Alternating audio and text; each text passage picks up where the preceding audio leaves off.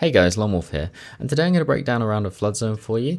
This is not going to be the full game, as that'll be around 25 to 30 minutes, and this video is probably going to clock in closer to about 15.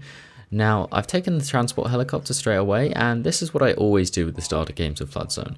If you're on the miniguns, you have a lot of firepower, and if you're accurate and focus it, you'll be able to take down the enemy choppers no problem. Annoyingly, my pilots just jumped out over the middle, which I can understand, because usually what you want to do is take the transport helicopter to the center of the map and then capture B and C points, but I've stayed in it to clear out their air support and try and stop the enemy team from spawning in the middle. I then moved on to E point and was killed pretty shortly afterwards, so I spawned on the bridge here on my teammates, because the enemy is focusing fire on my teammates who are spawning on B and C. So by coming from here, I'm going to be able to take them slightly off guard, going to come up from beneath them in amongst their ranks, and I'm going to rely on my teammates on the bridge to distract the enemy at E and prevent them from firing at me as I cross through this tunnel and then up into the building.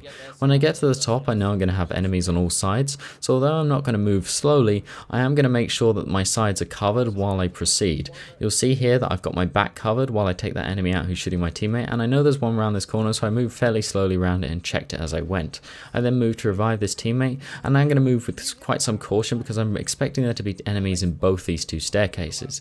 I'm fairly confident there's now none in the one behind me, and I'm moving to here, and I see on the minimap the enemy is turning around the staircase, and because he didn't come up right there and then, I know he's a floor below, so I was able to go to the side and cut him off as he made his way up. Having seen that the enemy was burning B point, I was also aware that there are a lot of my friendlies on that, so if there's so many enemies there that they weren't going to be able to stop it, there's probably not a whole lot that I as an individual am going to be able to do, and I felt like I was going to be far more useful just stressing E point to try and take some of the enemy attention away from there and kill people as they spawned in trying to get over to the middle of the map. E point's quite a difficult one to play because there's a lot of open area. It's quite difficult to watch your back effectively on here. You just have to try and use the minimap and sort of sense for where the enemy are, and make sure you're doing a lot of turns on the spot, just checking around you in all directions because they are going to come at you from all sides. I'm literally just picking people off one at a time as I see them appear on the minimap. Here I've jumped over the railing and I'm going to push forward and have completely misjudged how many enemies are coming in that direction. I simply wasn't aware of where they are. Without a UAV sweep or them spotted on the minimap, there's not a whole lot I can do there, so it probably was a bad decision to move up like that. Moving into A point here, this is actually one of my favourite infantry battles to have in the entire game, fighting for this car park here. Now, having recognised the target on my left, I've decided to conduct a slow left-hand sweep, just peeking this corner very slowly, taking one target out at a time, making sure I'm still covered in case one of them does decide to return fire. I'm not really sure how that third one didn't see that his teammates had gone down, so he was a very easy kill. As you go up this staircase onto the top floor, just make sure you go relatively slowly so you're in a position to head glitch or duck for cover if you need to. I then saw my teammate go downstairs, so I jumped back down, killed the enemy and revived him. I really need as much team support on this as I can get. Having seen enemy infantry in the southwest staircase and that Amtrak to the northwest, the last place I want to be is on the top deck where I'm very exposed, so I jumped down a level. That one by the car slightly took me by surprise, but I was able to take him out no problem at all. I'm just keeping to cover here, making sure that that one in the staircase who I still drop my teammate isn't going to be able to take me out very easily. I'm just moving between one head glitch to another, and I'm going to slowly move up on him with the intention to take him out, and then I see people off to the right down on the ground floor. Because he's getting out of the water, Battlefield 4 magic dictates that he shall be immune for a little period of time, and as a result I completely failed to get the kill, and I'm going to jump down knowing I've already hit him twice. I'm going to try and get him again, but somehow he manages to evade me, goes back up into the building, so I'm going to try and hunt him down, just try and keep hold of this position here. I know there's a lot of vehicles in this. I also know there's probably quite a few infantry. There's an Amtrak over here which gives them a position to spawn on, and getting to the top deck, this is really where a suppressor comes into its own. You're able to move in amongst enemy forces without drawing too much attention to yourself. I kill that support player there, but I see his claymore wire, so I'm just going to jump over this here, step to trigger it, and then step behind it. This way I don't take any damage from it, and I'm able to set it off and get it out of the way without firing. At this point, having captured A, I really need to get back towards the middle of the map and take B and C, but I can't do that until we've cleared all the enemy forces off Alpha. I can't take down the Amtrak directly, so I need to make it as easy as possible for my teammates, and I was going to revive my squad mate there, but I actually noticed another one in the staircase, so I'm going to pursue him as he retreats. When players retreat like that, they want a little bit of time just to rearm or reassess before they then re-engage, and if you don't give them that opportunity, if you hit them straight away within about a second, it often takes them off guard. You don't give them that opportunity to take a breather. I then reload, and I'm just going to try and time that reload so that as I hit the corner of that staircase, as I turn it, my weapon is ready to go, so I've got a full magazine to deal with more enemies than I'm expecting, or in case I miss a couple of shots. I then hop in this boat with Edge, and I'm going to move back towards the center of the map. This time on the boat here is a rare opportunity for me to focus solely on strategy. I don't need to worry about being shot at so much, and I've realised we're about 100 tickets down. We've just taken A, so we've got that one, and really it's going to be quite difficult for the enemy to take that one back, so I just need to get B and C.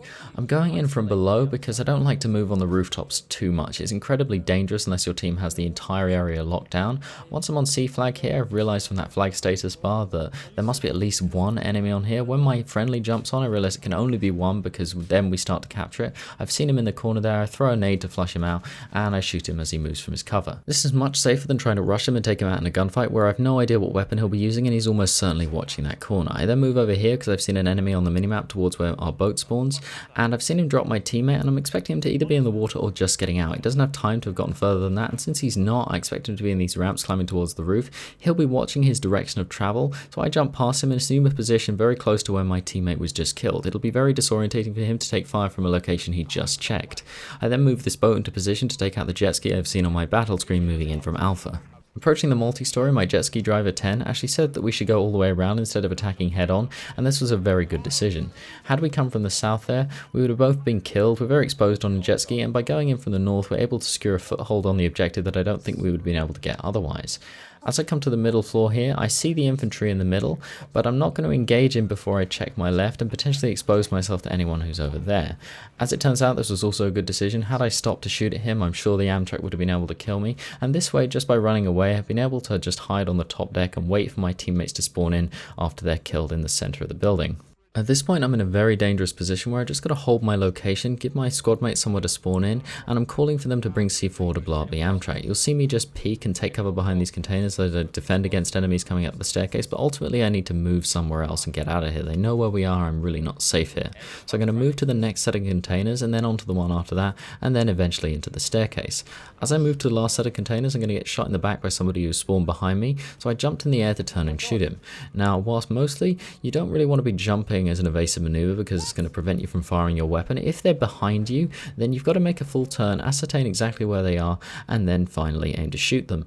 In this time, you can't really fire your weapon anyway, so you might as well be making yourself as difficult a target to hit as possible. Now here, I'm slowly peeking these containers because I saw on the minimap that there were people coming around that corner, and then I'm going to jump down the staircase to try and get out of the line of fire. Seeing the LAV move down the center ramp, I really don't want to push further onto this level, so I take that enemy out at range, and at this point I'm quite happy to just stay on the staircase, defend my position and get my bearings a bit. But then a squad mate spawns in on me, and seeing him move to the left, I figured this is a good opportunity to try and secure the top deck. I'm then shot at from the northwest and from behind that car. I throw a grenade at them behind the car because I figured it'll make them go downstairs to take cover, which is where I plan to go. I need to go downstairs, get out of the line of fire from the people to the northwest of the building, so I go down there, take a position behind that box where I can head glitch, and I'm able to take them out when they're expecting a reprieve. My only real focus now is just staying alive so I can capture this objective and giving my teammates somewhere to spawn in on. But I am surveying the area for enemies, and I'm waiting by this drop so that should anyone shoot at me, I'm able to drop down and get out of the way very quickly, which is exactly what I did when the LAV came up. Now at this point we have B, C and D flags, which means all I really need to do is get A, and then we'll have them trapped to E, which should allow us to take back their ticket advantage pretty quickly. I know this LAV in the center is immobilized because I can see the smoke on top of it, and also because people do like to pop active protection when they've been critically hit. I knew there were people behind those containers, but again I couldn't really shoot at them while I was still exposed to the LAV should it come up, so I waited to get behind that container, lay down low on the ground, but the helicopter got him in the end. I then popped up on top of these containers because I didn't think it actually made too much difference to my cover left, right and the rear, and that person had a very good head glitch position on me from the staircase, so even if I'd gone to the containers on the left, he would have been in a pretty good position against me. If I think about it from his position as well, of all the places I could be standing, that's the least predictable, and oftentimes that can just give you the edge. At this point I ran out of ammunition in my primary weapon, and as you might imagine I wasn't able to find a support player cooperative enough to drop me some, so I just ran around for a couple of minutes with my sidearm, getting a few kills before eventually being taken out trying to get onto B point. When you play just with your sidearm, you've got to be a lot more defensive than you are with your primary. You just don't have that volume of fire to take people out head on, so you've got to be a lot more stealthy. As a result, I almost always run a suppressor on my sidearm. I just can't see any reason to take the muzzle velocity advantage over stealth. You're not going to be shooting at anyone at particularly long range anyway. At this point my team has managed to take a slight ticket lead, but it's still only slight and either team could win at this point. However, we hold A, B and C flag, and so long as we can retain these, it's going to be ours that takes the victory. So I spawned in here on B point so I can defend B and C. This puts our front line ahead of A, which is going to make that much more difficult for the enemy to retake. Now, this area in the middle of the map is probably where you're going to spend the majority of your time if you're playing as infantry on Flood Zone. It's also arguably some of the more interesting infantry combat. There's just quite a lot of verticality which can make it quite challenging if you're not completely on your toes. Now immediately after I start this reload, I'm going to step back for a second so that I've made sure I got enough time to finish the reload animation before I then peek. It's incredibly important that you time your reloads with when you want to peek the corner. You'll see again I did it there, and I got ready to aim at that last staircase because I knew that there would be somebody there. It's a very common spot, and I'd also seen them spotted on the minimap. As I moved down, unfortunately my line of sight is blocked by the incendiary, but I did spam Q to tag. I heard the little tick as the enemy was spotted and saw the little orange triangle. I was able to go back down much more cautiously, and in fact my teammate provided a very useful distraction. I'm now moving in onto E point because I've seen the enemy team is pushing C pretty hard, and even if I intervened, I'm fairly confident they would capture that, so I want to have another objective just to balance out the ticket loss. However, as I said before, E is kind of a difficult one to control your engagements on. There's a lot of slopes, a lot of curved lines, not so much straight stuff for you to peek and take cover behind, so you just sort of have to weave in and out of the rocks and the foliage, and a suppressor really helps here.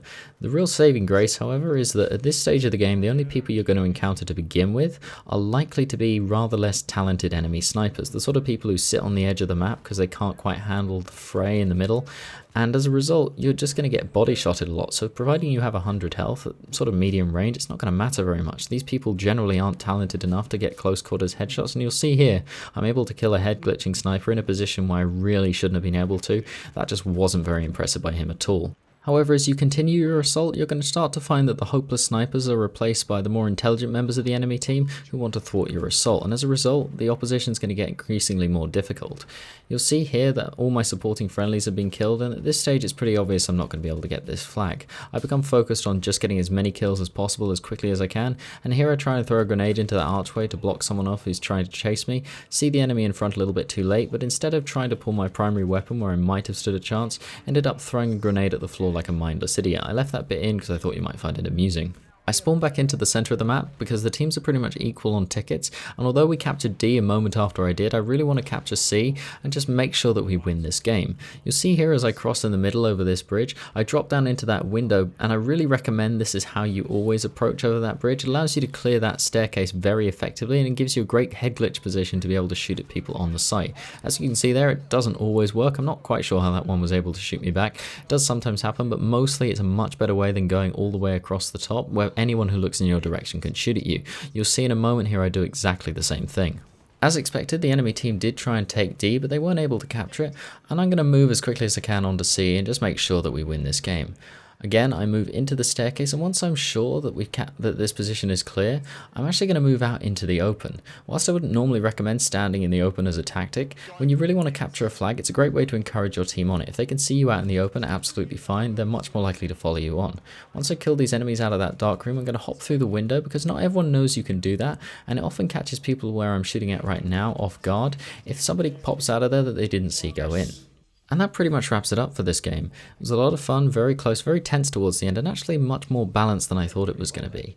Although I would say I scored a little bit better than I usually do, I don't think my personal performance was exceptional, and this is a pretty fair representation of how I normally play this map. It's just one of those ones that whenever I play it, I almost always enjoy it. So I hope you enjoyed it too. Please leave a like and subscribe if you did. Thank you very much for watching, and I'll see you next time.